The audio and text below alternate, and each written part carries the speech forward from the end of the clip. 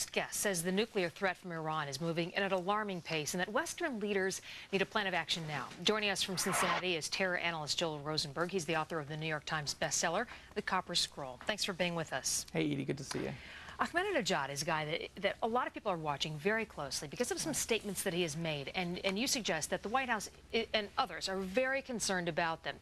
Now, Iran has been told that it has to basically renounce its nuclear program by the end of this month. Ahmadinejad then comes out and he says, you know what?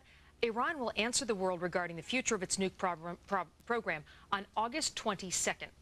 What's significant about that date? Well, as Middle East expert Bernard Lewis has brought up, and as have others, August 22nd is a very important date in Islam. It's the date by which the Prophet Muhammad supposedly made his night flight from Saudi Arabia to Jerusalem to heaven and back. It's a day that many radical Muslims kind of long for, liquidating the Jewish people and liberating Jerusalem.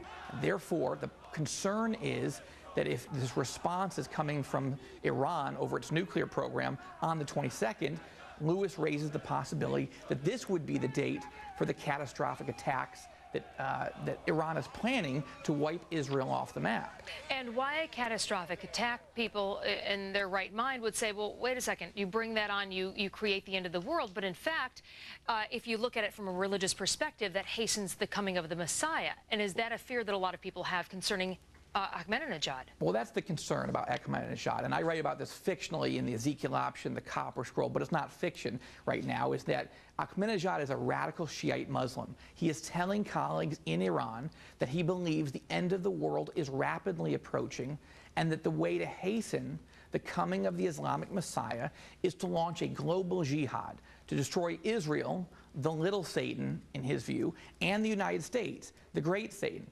In the speech last October, Edie, in which Ahmadinejad gave his "we're going to wipe Israel off the map" speech, he also urged the Muslim world to envision a world without the United States. And he asked rhetorically, is that possible? And then he began to lay out the strategy of a Muslim attack against Israel and the United States. Now, we look at this through a Western perspective, but help us understand it from a non-Western perspective.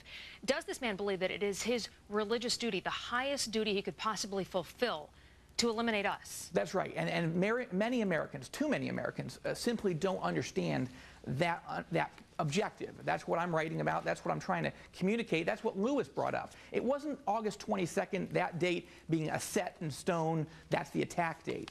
It's this religious end-of-the-world, messianic, apocalyptic complex that Ahmadinejad has. That's what's so dangerous, because you can't ultimately negotiate with a man who believes his religious duty is to commit carnage and genocide against Americans and Israelis. Yeah, the highest goal of his life would be to do that. All right, Joel Rosenberg, thank you for helping us get a better understanding of this. My pleasure.